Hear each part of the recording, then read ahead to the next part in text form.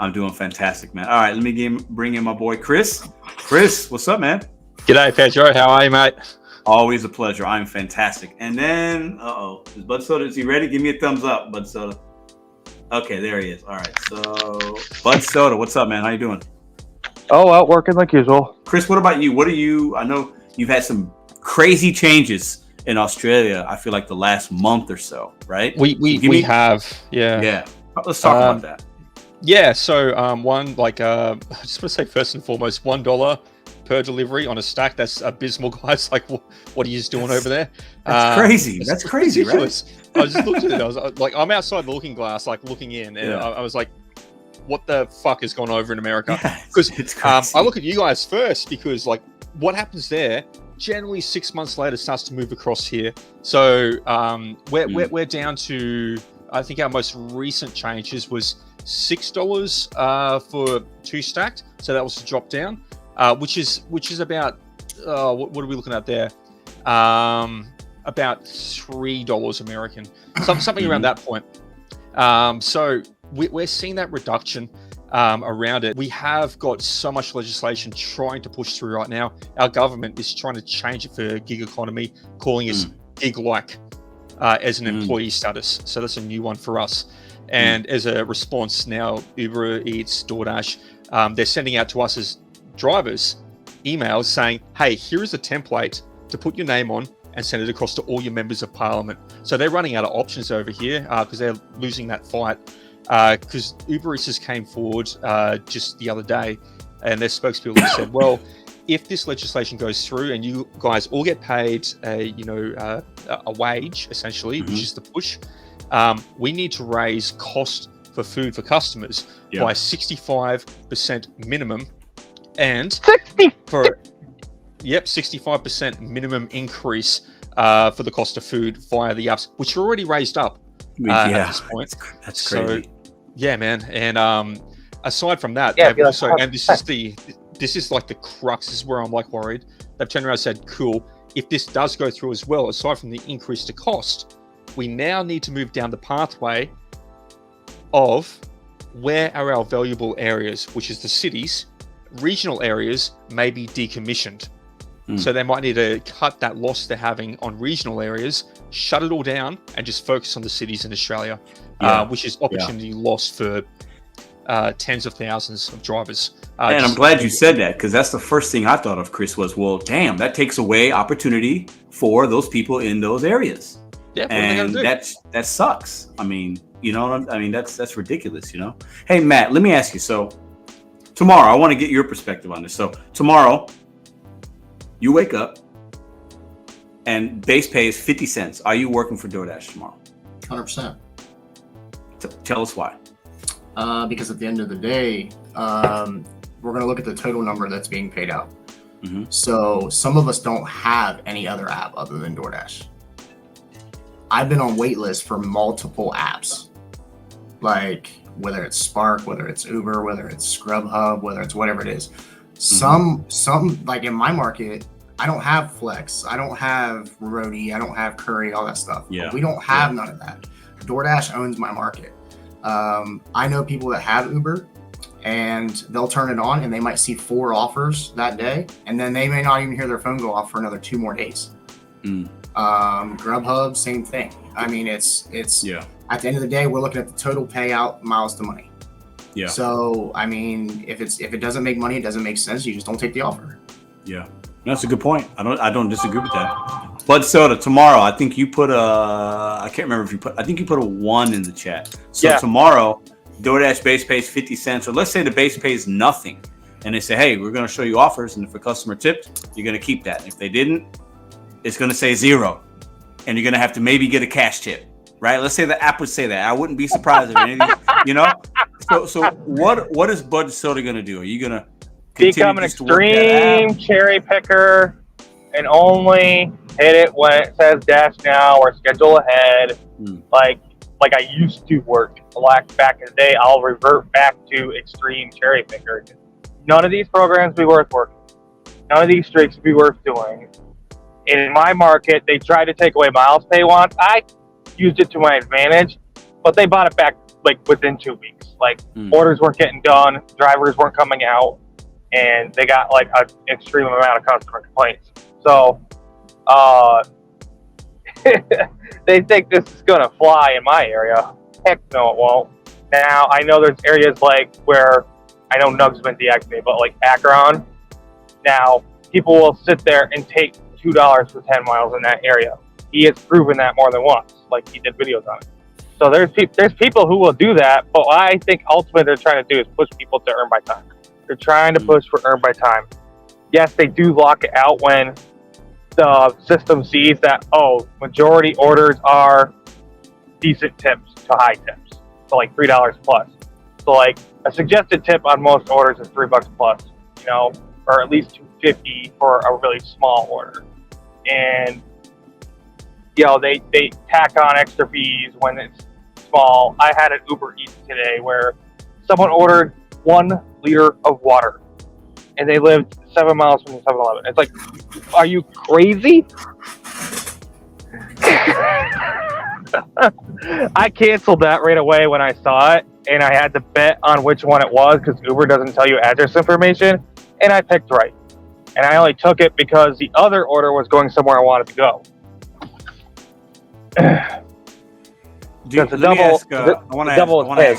Let me ask Chris a question. So, Chris, do you think at some point, because I know in Australia you guys didn't have, the tipping culture is different, the way the apps work are different, right? So things have just recently changed for you in that regard, from what I understand, right? Yeah. But would you? I mean, have you guys? Obviously, they were paying you more to compensate for the cultural difference, right, and how everything's set up. But do you think drivers should? Do you think consumers, like, should everything just be flipped? Should it, in America, should we just be are we doing things wrong? Is it caught up to us? Like, what's your perspective as somebody in Australia? Like, is the tipping getting out of hand here based on what you've seen or maybe heard? And how can you reflect that to what you guys live in Australia? So this is going to be a very hot take. I'm outside the looking glass looking in. So put it this way, in the last probably 200 DoorDash deliveries, I've only had 1 tip, and that was for $1. The customers bear the brunt, I guess, of the delivery costs over here, but the company as well is, even though they're charging their margins to the restaurant, they're charging their delivery fees, charging a 12% service fee now over here on top of everything. The companies are taking that out of their coffers. So I think, hot take, I think it's unfortunate that you guys are wrapped up in tipping culture because you just rely on tips. And I guess if you kind of step back to where I'm looking right now, looking in, you guys aren't working for DoorDash. You guys are working for customer gratuity at this point. You're getting paid $1 a delivery on Stacked. That's not being paid by a company. You guys are relying on customers to tip. It's gratuity only. And that needs to be flipped. If the customers paid more, but didn't leave gratuity, or left less gratuity, the majority would be better off. But the culture is kind of set over there to leave gratuity, and the companies know this, and they, like, fuck, dude, they rip you guys off. That's all it comes down to. They are ripping you off something fierce. Chris, I really like you, but I got to vehemently disagree. We just, like, maybe you missed this show. The whole point of these apps is supposedly to hook merchants and clients to us drivers. So that's what they're supposed to be, just a middleman, and the base pays, here, thanks for using our app. So even if they cut it to 50 cents, the point is that it's based on what the client is providing us. And we can't accurately say, what if the client in America was providing us more because they had to, like in Australia, with more of a fee or more of a percentage or whatever they wanted to call it? Then the money is still, maybe it's not called a tip. It's called a fee or a bid or whatever word they want to use, and the money is still coming from the consumer, right? So I think all these apps should put bid for service. Like, my app is much more in your face about the fees and stuff, and I have people go, "Oh my God, the fees are crazy." I'm like, if it's not McDonald's or Taco Bell and you live further away, and it's like an actual sit-down joint, like, or one of my nice local joints, I blow them out of the water for the most part, or I'm like right on par, because I've seen some of these Grubhub offers that go to Philadelphia for $6 for 11 miles because the customer pulled the tip because they're charging them a high base fee for the mileage. So, and my app charges even more than Grubhub does, but our food cost is way cheaper. But if you order Taco Bell off my app and you live 15 miles away, you're going to pay $15 base pay. And that's like one of the problems I have is people order Chipotle instead of from my local Mexican joint, which we want them to, and they complain about the fee. So that's a hurdle I have to overcome and explain why does it cost me $40 with, pulling, not even tipping, $40 just for a couple things and the delivery fee to get Chipotle. I'm like, it's because that Chipotle is there just to be there. It's more meant for us city customers and for catering customers, when we deliver to the hospitals and stuff. And then, like, we want you to order from the local one. We're trying to dissuade you from doing that, like how DoorDash and Uber and Grubhub tack on small order fees. So we're just more in your face with the fees than anything. And DoorDash just dropped like all the delivery fees to 50 cents. I looked at my consumer app, it's 50 cents. But they're better at hiding the cost than we are. Like, ours is just straight percentage on the food, and then it's delivery fee, which all goes to the driver. But and we had to drop it down to $3.50. Is there a difference between, and once again, man, like you too, of course. But is there a difference for you as a driver if the customer's paying $10 on a service fee and delivery fees or whatever it is versus 50 cents and a $9.50? Yeah. Is there a difference? Yes, Chris, because I've had a lot of my drivers say, I don't even want this because they get Chipotle or Five Guys versus the local burger joint over here or our local Mexican restaurant. So, Wayback Burgers isn't on yet, so it's going to be a little harder. So they want a premium burger place. And my drivers don't even want it. I don't want it. There's no tip. No tip, no trip. That's a big mentality here. You can't get rid of that tip culture out of it. I have a very opposite mindset where I stack, I do a reverse stack, is what I call it. And I can make that crap work. But it's very difficult to get other drivers to understand that. And then for the customer side, I'm already paying $15. Why should I tip you? I guess Let me get Matt in. Matt, give us some perspective, Matt, on this. What's your thoughts? Tipping, should it go away? Should it be more like Australia, where it's more like, okay, the customer is still going to pay, but there's not this pressure of a tip, and I'm not worried about where the money's coming from? What do you say to that? Like I said, at the end of the day, I think eventually it could go even farther down than $2. I think eventually it's going to where it'll be majority of your money will be tips after it's all said and done. Like you said earlier, what'd you say earlier? You said 50 cents. If it went down to 50 cents. I saw somebody in the chat earlier. They said under independent contract laws, they could go clear down to a penny. Yeah, they can. I mean, let's just be honest. So at the end of the day, I mean, if the money with the tip and everything else makes sense, if they tip $10 and it's 4 miles, is it really any different if it was still $10 10 days ago with the base pay difference? It's not. Now gas prices do suck. But I will say this: gas prices have gone down in my area. So I mean, I don't know about everywhere else, but like I said, what are you paying right now, Matt? What are you paying for a gas? At my Sam's Club, I'm paying $2.94. Oh, that's pretty good. Good. What? Damn. What? Yeah. Dude, I wish. What do you pay, Bud Soda? Real quick, what do you pay?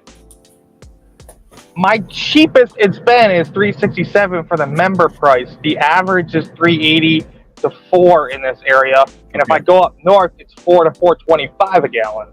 Chris, what about you? What's gas in Australia? I had to convert it across to American a while ago. We're a bit over $5 a gallon right now. So you guys are cheering in comparison. That's cheap for any other Western country, because Britain, France, all them are usually around 8 to 12 per gallon. Well, I think, but in Australia, Chris, do people per capita or whatever word I want to use, are there as many automobiles in Australia or not? We are one of the highest energy consumers. We outpace you guys in energy consumption in Australia. We've got, people have got at least one car, maybe two cars over in Australia. We chug fuel. Our public transport's not as good as you guys, so we are incredibly energy inefficient over here. You're actually similar to us because everything's spread out. Yeah. Yeah, so it's almost like those prices he's paying is almost like the West Coast prices, like a big city in America, kind of, because West Coast is up to like almost $6, I think, like in California and all that. Yeah, that's crazy. I see that. Is that on the DoorDash app, Matt? Yeah. Yeah. It tells you for the cheapest station you're within a mile of, I believe. Yeah, I'm paying $3.40 right now. Like the next one closest to it is 7-Eleven. It's like right down the street. It's $3.25. So look at the price difference just from one. Yeah. Having that. The problem is, it'll say like the Millstar price that only the military can have that credit card, or the member price or the cash price. It won't say the actual price what you pay if you pay with credit card. I think that's a little deceiving. So I'll start up with Matt, go to Chris, and then go to Bud Soda. Just some final thoughts. Anything else you guys want to share? Plus, if you want to plug a channel or what you guys got going on coming up on a channel, please feel free to do that now. I'll start with Matt first. No getting into clout. You guys already know my channel. I started a podcast with Hector. Most of you guys know Hector. We're nobody's favorite podcast. We go live every Friday. We talk gig work. We talk a lot of different stuff. Basically, what it is it's almost a spinoff of Pedro and Hannibal. They are kind of like the ones that influenced us to do what we do. If you I didn't know that, man. It's very humbling to hear. That's awesome. So when him and I linked together, it really gave us the vibes of like you guys. Because you said the other day when we were in the chat, Hector comes off as you for the most part, and I come off as Hannibal. Hannibal. I noticed that. I was watching and listening, and I definitely noticed that. We got to talk off here. I think the four of us should do. You're good. Yeah. No. The four of us should do a little something. I think that would be fun. Yeah, we were actually talking about, because on one of your episodes, you guys were talking about the Halloween thing. Like Hannibal said he was gonna put the sheet on and all that stuff. Whatever. Yeah. But anyways, I told Hector, I said we should dress up as Pedro and Hannibal on our podcast. And dude, that would be so funny. And it was he's like, how are you gonna be Hannibal? And I was like, okay, touche, you got me. Yeah, you can't. That would be different. But I mean, listen, the four of us can definitely figure something out. Have you guys on, or vice versa. But I think that would be great. For sure. Yeah, definitely go check out those channels. Chris, some final thoughts, and what do you got going on over there, man?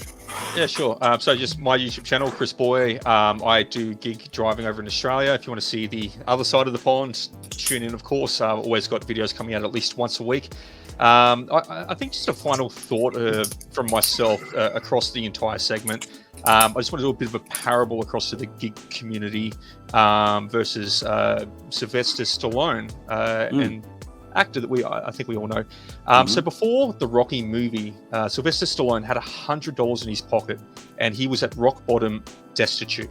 He had nothing left. He couldn't provide for his family, trying to figure out how to make ends meet. And he hit a point even where he had a dog, and he sold it for $25 outside of a liquor store because he couldn't afford food for himself, let alone food for the dog. And then after that, he turned around and said, I need to change something in my life. And he started writing down a script for a movie. And that was the first Rocky movie. The first Rocky movie he wrote in 3.5 days. He sat there. He said, I've got nothing else happening. He wrote the script, took it to a film agency, and they offered him $125,000 back in the 1970s. That's basically $1 million. They offered him $1 million. $1 million. Yeah. And he said, yes, but I have one contingency. If I can be the main actor in the movie. And they said, no. They said, we want someone from real Hollywood coming into this movie. And he said, no. And then a week later, they came back and they offered him $250,000. So $2 million back in the 70s equivalent. They said, but we want a real actor from Hollywood, not yourself. And he said, no again. A little bit of time passed, and then he got an offer come through for $35,000. But he could be the main actor in the Rocky movie. And so he betted on himself, to use your words, Pedro. Betted on himself. Yes, old Sly there did. And yeah, they filmed the movie, and we know how Rocky turned out from there. But he had that perspective to bet on himself long term. He knew what his worth was, and he wasn't afraid to knock back the offers for the short term, knowing in the long term there's something better coming through. And I think for us as gig delivery drivers, we may get an offer, short term, like there's nothing else, regardless of the dire straits that you're in, don't accept it. Know your worth for the long term. That's my final words. I love that. And I'm a big Rocky fan. I like Rocky 2. And Sylvester Stallone's definitely super underrated. But yeah, that's a great story. A lot of people don't know that about him. And appreciate that perspective, man. Thank you. And we'll talk on Tuesday. So I'll send you that link. Perfect. Yeah, we'll talk Tuesday.